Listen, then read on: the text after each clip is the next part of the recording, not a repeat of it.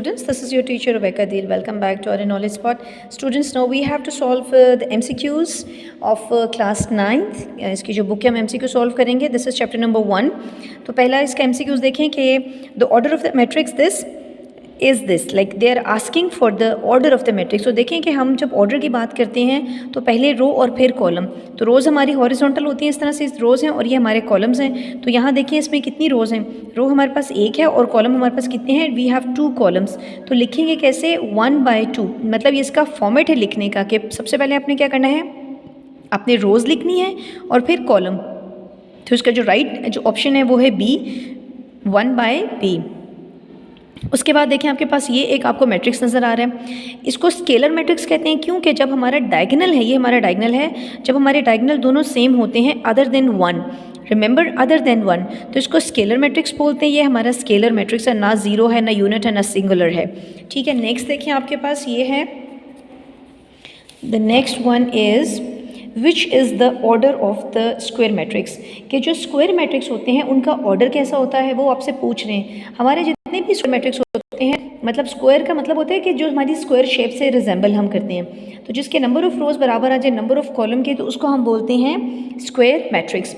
तो अगर वैसा है तो 2/2, मतलब दोनों को रोज़ और कॉलम सेम होंगी. तो हमारी जो फर्स्ट ऑप्शन है ये है इसका आंसर. नेक्स्ट देखिए हमारे पास क्या है, ऑर्डर ऑफ द ट्रांसपोज.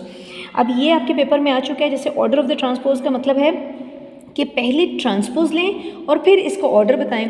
तो अगर हम इसका ज़रा ट्रांसपोज लेते हैं तो देखें स्टूडेंट्स, इसका ये हमारा ये क्वेश्चन है. मैं इसका डायरेक्ट जो ये क्वेश्चन है मैं इसका ट्रांसपोज लेती हूँ. 2 1 0 1 और 3 2, ये है इसका. हमने इसका क्या कर लिया, ट्रांसपोज ले लिया. मतलब इसकी रो कॉलम बन गई, फिर रो कॉलम बन गई, फिर रो कॉलम. तो अब इसको ऑर्डर देखें तो इसकी रोज़ कितनी हैं. ये 2 इसकी रोज़ हैं और 3 इसके कॉलम है. तो कैसे लिखेंगे, 2/3. तो ये है इसका आंसर.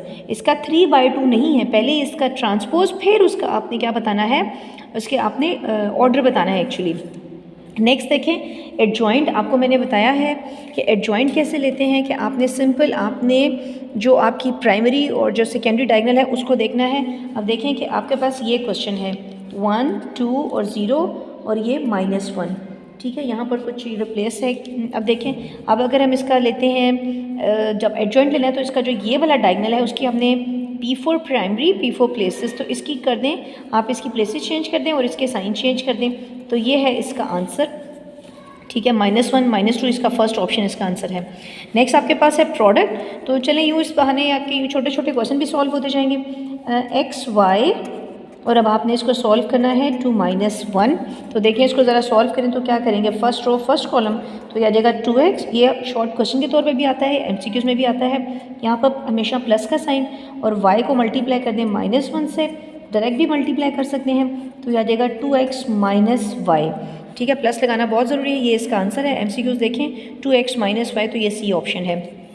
नेक्स्ट अगर आप देखें तो इफ़ दिस मीन्स, इन्होंने इसका अगर गौर करें तो ये मैट्रिक्स का साइन नहीं है, डिटर्मिनेंट का साइन है.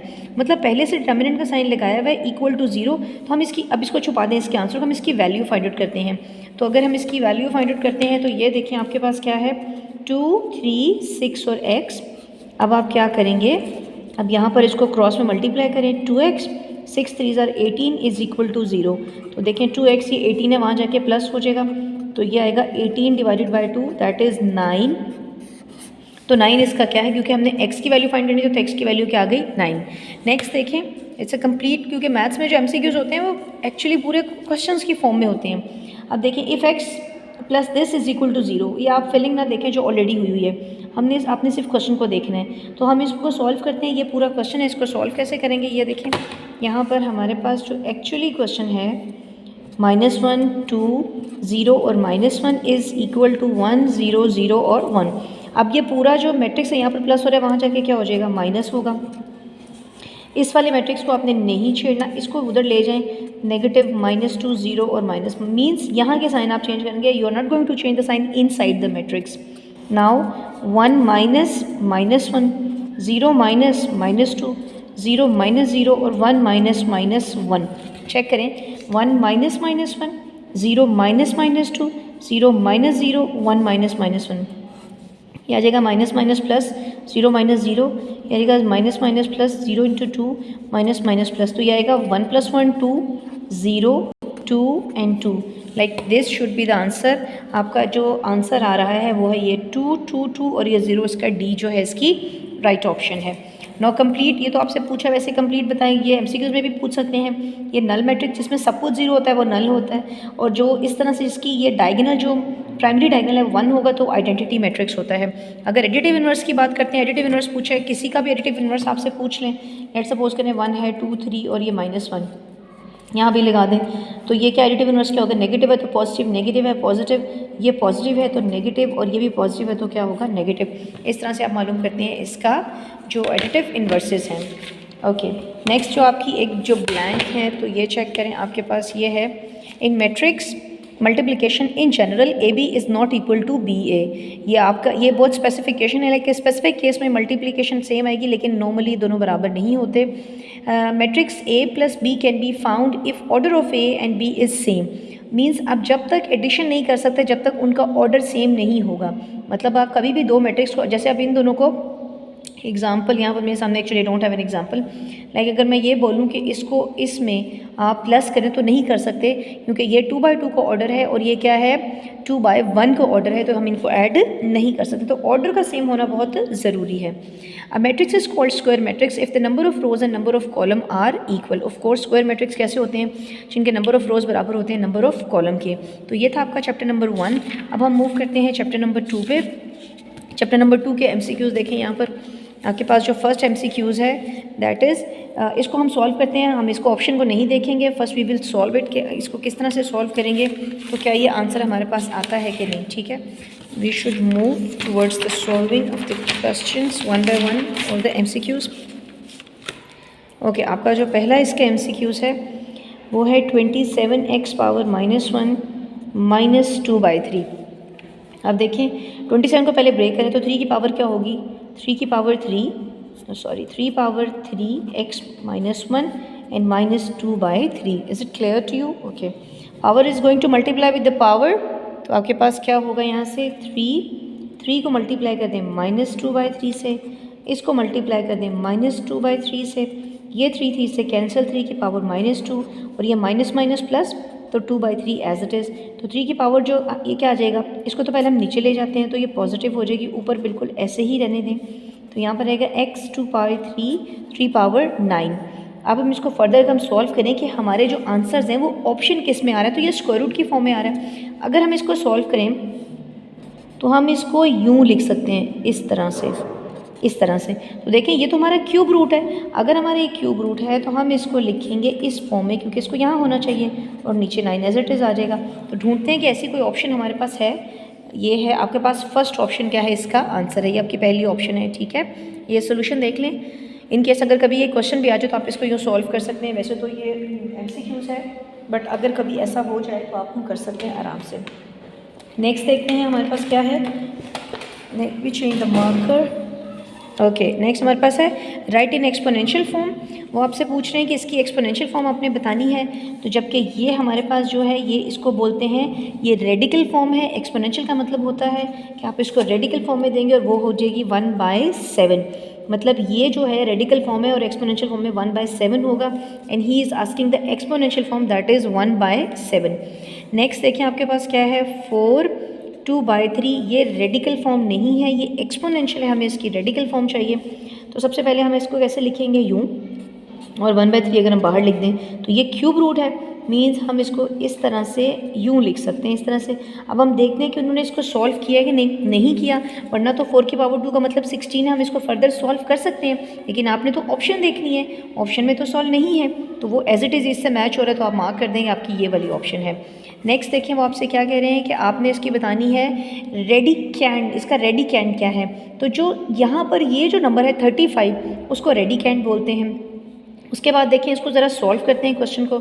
ये जो क्वेश्चन है ये है 25 डिवाइडेड बाय 16 और पावर क्या है -1/2। सबसे पहले देखें इसकी पावर नेगेटिव है, इसको पॉजिटिव बनाते हैं। इसको ले लें, इसका जो इनसाइड द ब्रैकेट है इसका रेसिप्रोकल ले लें इस तरह से, तो ये आ जाएगा अब जब इसका रेसिप्रोकल लेने से वो पावर क्या हो जाएगी, पॉजिटिव होगी, उसका रेसिप्रोकल नहीं लेना, उसके इसके रेसिप्रोकल लेने से इसकी पावर पॉजिटिव हो जाएगी।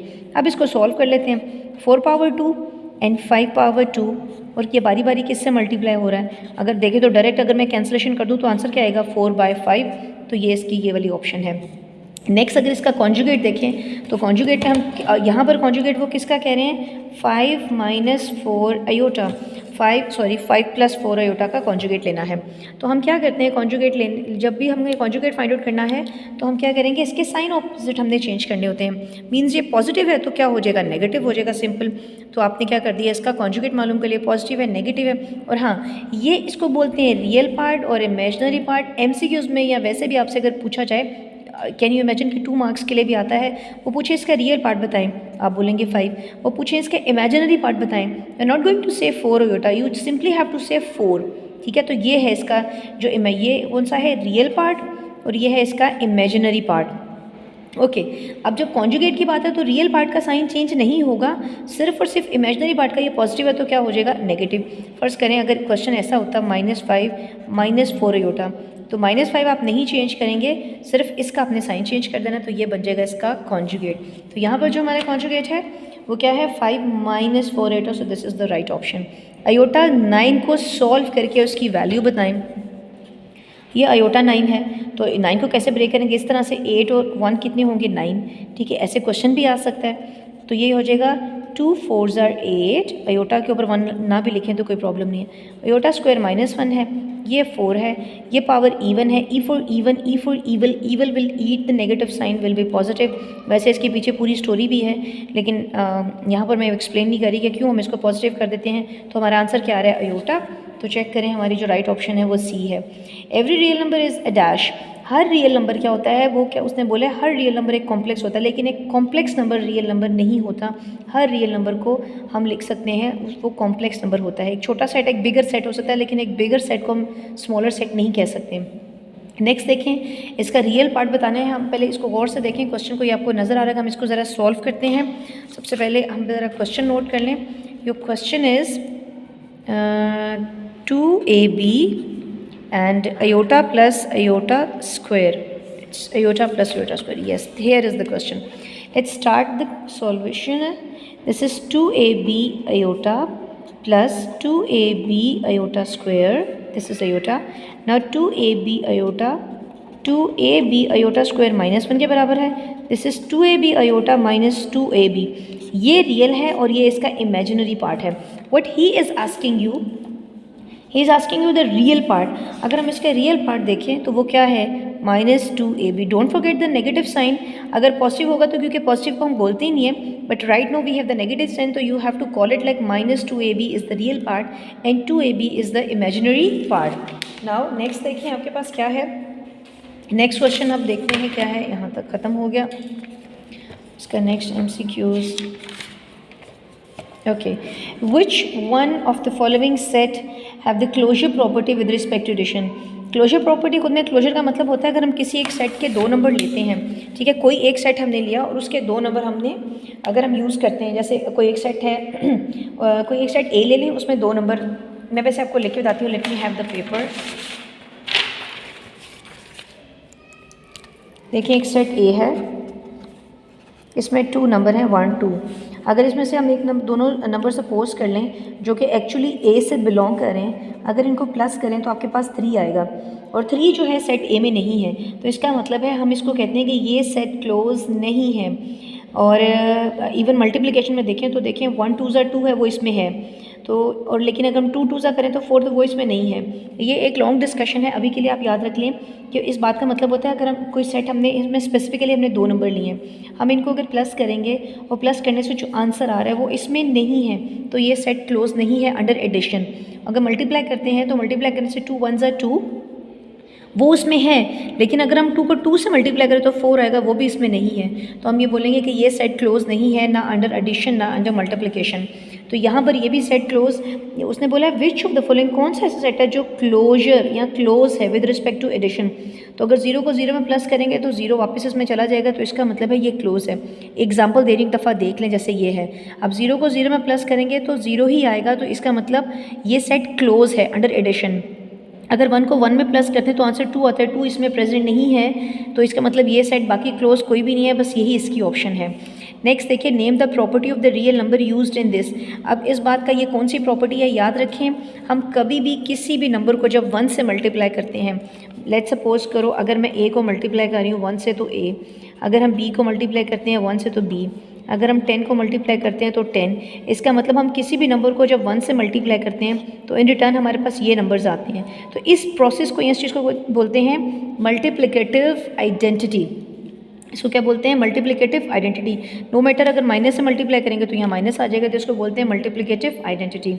नेक्स्ट हमारे पास जो प्रॉपर्टी है वो देखिए क्या है कि x y z belongs to real number, ये साइन जो एक ई गोल सा बना हुआ है इसको बिलोंग्स टू कहते हैं, कॉमा z लेस है 0 से, then x less than y। ये जो सारी कहानी है वो एक्चुअली क्या पूछना चाह रहे हैं आपसे, सबसे पहले आप ये वाली ऑप्शन लिखिए कि x लेस है y से, और z हमारे पास एक स्मॉलर नंबर है। अगर हम कभी किसी नंबर को, किसी इनइक्वालिटी को किसी नेगेटिव नंबर से मल्टीप्लाई करते हैं तो उसकी इनइक्वालिटी चेंज हो जाती है। No what is this scene actually behind, like what is the story behind it. अगर हम कहते हैं कि 2 एक ग्रेटर नंबर है 1 से, ठीक है, तो अगर हम इसको माइनस से मल्टीप्लाई करते हैं तो आपके ख्याल में इधर -2 इधर भी कर दूँ, यहाँ भी -1 हो जाए, तो आपको क्या लगता है, know which is the greater number. तो अब जो ग्रेटर नंबर है वो तो -1 है, तो हमें तो यूँ करना पड़ेगा। या इसके अलावा हम ये कहते हैं ये -5 है और ये -10 है, आपको पता होगा इनमें से कौन सा ग्रेटर नंबर है। माइनस में जो नंबर जितने छोटे लग रहे हैं लेकिन वो उतने ही ग्रेटर होते हैं, तो ये -5 ग्रेटर है इससे। अगर मैं इसको माइनस से मल्टीप्लाई कर देती हूँ, देखो -1 से अगर मैं मल्टीप्लाई करती हूँ, यहाँ भी -1 से मल्टीप्लाई कर दें तो ये आ जाएगा 5 और ये आ जाएगा 10। अब आपके ख्याल में अगर इस साइन को फॉलो करें तो होना तो यही चाहिए, लेकिन आपके ख्याल में which number is the greater number, 5 is not the greater number but 10 is the greater number, ये तो फॉल्स हो गया।